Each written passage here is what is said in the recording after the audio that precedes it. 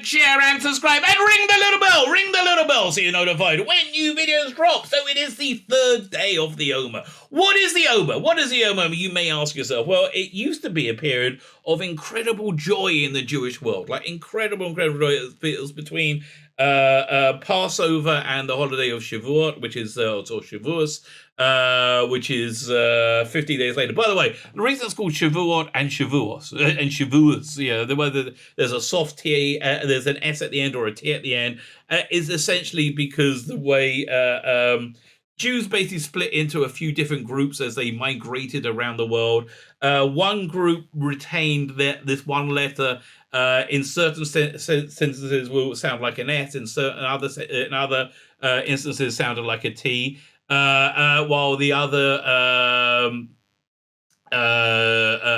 other group said no, I don't. It only ever sounds like a T, right? So that's basically what Shavuos, Shavuot. Okay, that's what that's it. Now I'm letting you into all the Jewy secrets here, all the Jewy secrets.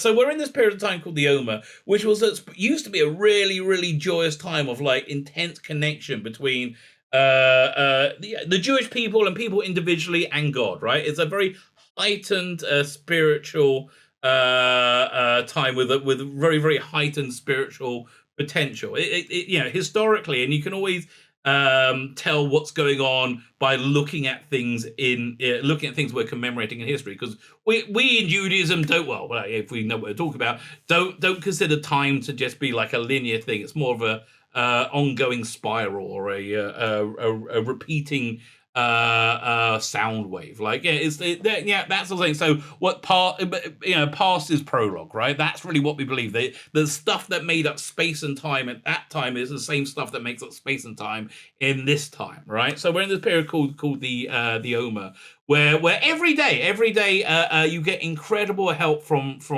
God, and if you're directed about it, right? If you're directed about it and you think about it and you use it and put in minimal daily effort into one goal, like a spiritual goal, a physical goal, where you put in minimal daily effort into one goal, God will help you out a little bit there by putting his finger on the scale in your favor, right? In your favor. So this year, I try and do different things every year.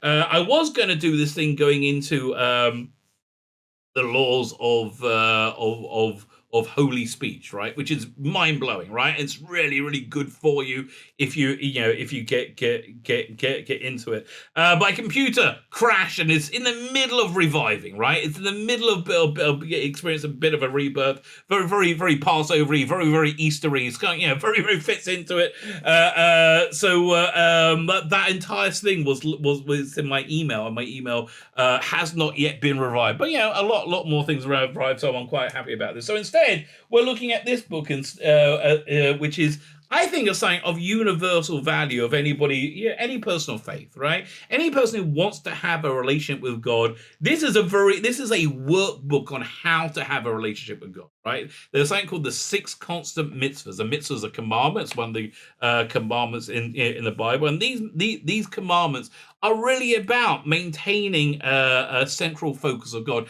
and they're something that you do constantly. You do it every part of your life. Fine. Before we get into today's little lesson, can you hit the like button, the share button, the subscribe button? All those things are fantastic. Comment. Let me know what you think. Like, share, subscribe, comment, sign up to my Substack, my email newsletter, which once my computer does revive, hopefully it's kind of like when the TARDIS regenerates, right? When Matt Smith couldn't get in the TARDIS and it's like re-percolating. That's kind of where my computer is now. Maybe I can get into tomorrow. We might do some of the laws of holy speech. I'll throw that in as well, right? But we're in this thing called the 6 constant commandments, the 6 constant mitzvahs, which is a mindset. Like it's a complete worldview mindset that is like kind of like your base operating system. And the way to strengthen it is by focus on the things. So we're going to be saying things that we probably all know and we all believe in anyway, but by just saying it out makes it much more powerful. So anyway, it makes it more real. That's really the main thing. So anyway, like, share, subscribe, comment, Substack. Let's look at what today's lesson is. And we're in the introduction. We're not even up to the first of the 6 constant commandments, right? We're in introduction. What is it? We're in part 3, because today's day 3, part 3. I am reading from this. Hopefully tomorrow I'll find it online for you, right? And I'll put the picture up over there somewhere, right? That's the plan. Why the need for these constant commandments? Like what was God thinking? Why do you need this, right? One might wonder, why is there a need for constant mitzvahs, these constant commandments? Is it not possible to lead a wholesome life, or it says a Jewish life here, a wholesome life, and what the hell's this word? Punctiliously observe the commandments without having these six. Okay, so we stringently observe these commandments without these six awarenesses reflect into actions. I mean, not really, no, right? I mean, you need this basic worldview for anything to make sense within the the context of it. The short answer to this question is, let's examine the circumstances that led to of the most monumental transformations that occurred within the religious Jewish world in the modern era. Transformations that, although initially were met with skepticism, even opposition by the great leaders. Really, I think the word great leaders, like military intelligence, oftentimes no. Especially we look at our leaders today. Eventually become accepted by the mainstream world. In the year 1648, 1649, centuries of severe persecutions of the Jews came to a climax with the horrific Chaileniki massacre. Hundreds of Jews. Okay, well that's all. Yeah, really, we Jews like to write down our massacres and pogroms. We like to remember them for the future. That's always fun. When over 100,000 were killed. Blimey, this is in the 1648. They mostly with swords, I guess. Then. These savage attacks left Jews in Eastern Europe in a state of despair and despondency. Well, that would make sense. Few avenues of escape were open to them at that point. The United States of America was far from declaring independence or even establishing its first Jewish community. Israel lay desolate. Yeah, I'll tell you, once they see something mind-blowing, absolutely mind-blowing. So there's a prophecy that the land of Israel will bloom again when the Jews move back to it, right? And basically, we look throughout all literature and history. Mark Twain has a great description on the road to Jerusalem, saying how desolate it is, how empty it is, how barren it is, what a depressing place it is. You go now, it's incredible. That prophecy has come true, right? It's absolutely incredible, and really you can see the Jewish areas opposed to the non-Jewish areas by just the foliage. Now you may want to say, "Oh, that's because you have this agricultural system that you developed." Yeah, maybe, but also God said it will happen, and it happened. Well, He didn't say how; it just did. Okay. Although I find Christians are able to accept that. They accept miracles so much more easily than Jews. Like they really genuinely are. Then a young man of extraordinary charisma and great genius named Shabbatai Tzvi began to claim that he was Mashiach. Well, the Messiah. Normally a sign that somebody isn't the Messiah is they walk around saying, "I'm the Messiah." Oh, you must be the true Messiah, my Lord. I should know, I followed a few. He's not the Messiah. As it turned out, he was a very naughty boy. Many Jews in Europe were swept up in the Messianic moment, hoping for the redemption that he heralded would allow them to escape the persecution and suffering they endured. Yeah, there was really nowhere to go, right? Literally, let's get out of Europe and go where? Right? I don't know. Singapore. Singapore was always very good to the Jews. That's where they should have gone. Shabbatai Tzvi possessed extensive biblical knowledge and was well versed in the mystical portions of Jewish knowledge, Kabbalah. He claimed that his knowledge of Kabbalah gave him the power to invalidate certain aspects of certain biblical commandments. That's always a bit of a no-no, right? And look, universally, the commandments they want to nullify is stooping people. They're either stooping kids, stooping somebody else's wife, stooping a horse. It's always what it boils down to is stooping something or other, right? By 1666, most Europe has accepted him as the Messiah. Blimey. and were actually awaiting his announcement of their redemption. Their hopes, which is basically where I am right now, right? I do relate to them. Their hopes were ruthlessly dashed. Shabtai Tzvi was arrested by the Sultan of Turkey, who offered him an ultimatum. He could convert to Islam or be executed. I'll go. It's kind of like, what's that movie? I'm gonna get you, sucker. You can either go out by the window or go up by the stairs, right? We'll go by the stairs, right? And they see him throw him down the stairs. Yeah, no, he converted. He became a good Muslim. The fiasco caused a European jury to sink into an even greater level of despair. Wow, not a happy day for the Jews apparently. Although many people return to Judaism, turn to the study of Torah, of the Bible, and observing commandments that has sustained Jewish people throughout all the trials and tribulations in their long exile.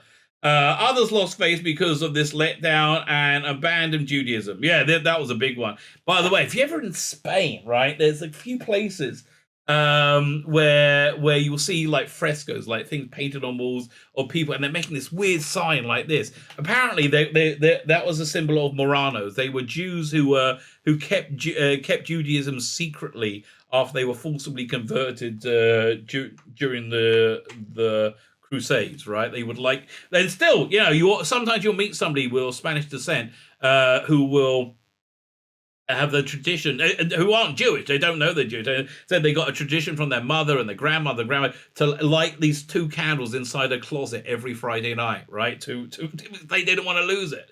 So it's fascinating, really, it's absolutely fascinating. By the mid 1700s, the movement known as Hasidus took root. Yeah, Hasidus is kind of like the warm, fluffy, touchy-feely hippies of Judaism, right? Kinda. Took root. Most secular historians erroneously view Hasidus as a movement designed to connect the ignorant masses to Judaism by removing the focus on Jewish observance of the commandments. Not at all. No, I don't think that's okay. Okay. Where it had always been instead placing an emphasis on serving God in other ways. Right? Yeah, listen, they try to make you enjoy being religious, right? Again, this was a completely new concept for Jews. Like, really? I thought it was supposed to be miserable. Like Jews, when they see a gospel church, right, and see people singing and dancing, it, it's awesome, right? My favorite music is gospel, right? They're like, Jenny, really, I think we backed the wrong horse here. We should have gone with these guys. They get chocolate eggs on this time of year. We get crackers. It's really weird. Where was it? This erroneous belief is held to this day by people who failed to take note of the fact that the early leaders of Hasidus were overwhelming, and the overwhelming majority were in fact great Bible scholars. Although the true Hasidus appealed to the unlearned, the secondary benefit of the movement. Listen, it wasn't quite as look, Jewish law is kind of dry and boring, right? They try and get people into it, right? It's a good.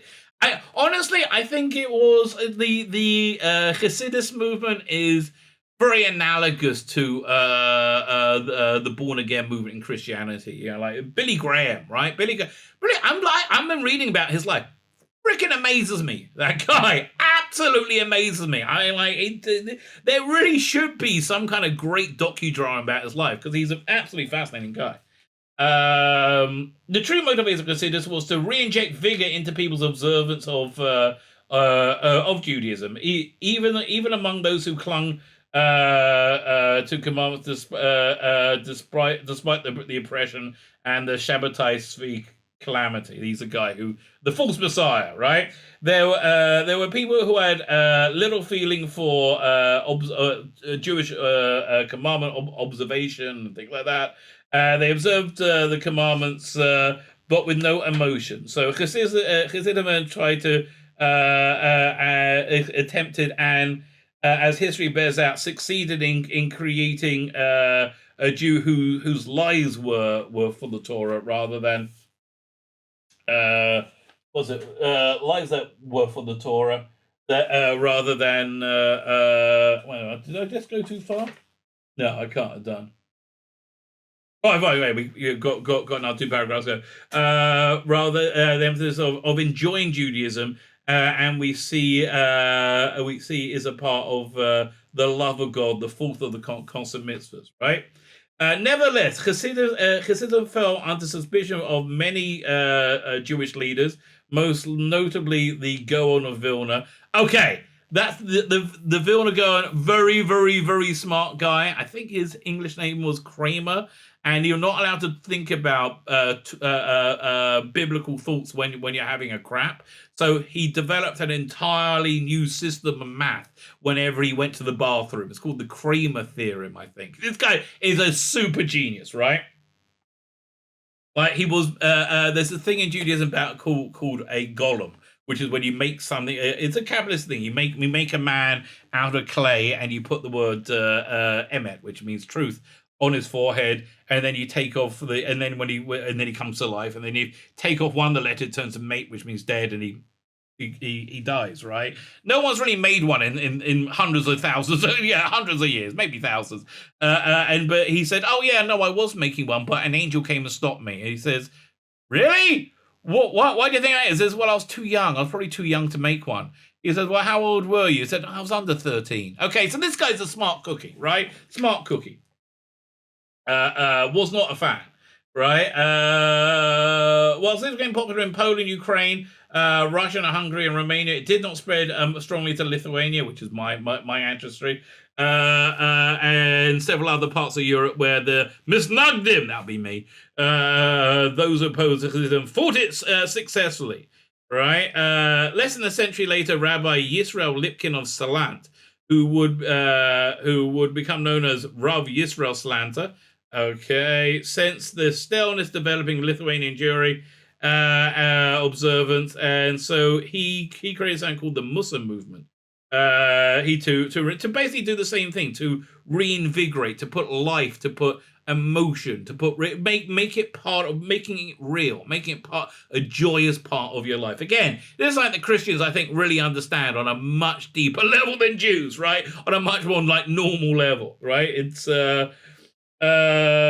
so unlike consider, Musa did not appeal to the unlearned. Nevertheless, it fell under the suspicion of many Torah scholars who felt it was emotional involvement with Bible scholarship sounded familiar to Chassidus, and certain branches of Navaduk, where the Musa sessions that lasted several hours, during which people would sit and repeat a teaching from Chazal over and over to themselves until they felt it in their bones, because that was Jewish wisdom, right? No wonder the movement who was opposed by those who felt that in the same end could be achieved by studying the portion of Jewish law for many hours on end, right? So why the need for constant mitzvahs is the idea. It's a vehicle, it's a worldview to make. To empower you with an incredible joy, right? Incredible uplifting joy of experiencing living with God, right? And so that's really why I need, because it's something that goes beyond an intellectual understanding, but we get to that emotional understanding by plowing the intellect of it, right? That's essentially the plan, and that's where we're going. Join me tomorrow as we continue the introduction, and I think the next day we actually start the first of these commandments. My name is Tzvi Lebetkin, the rabbi from another planet. Please like, share, and subscribe, and ring that little bell. Ring the little bell so you're notified when new videos drop.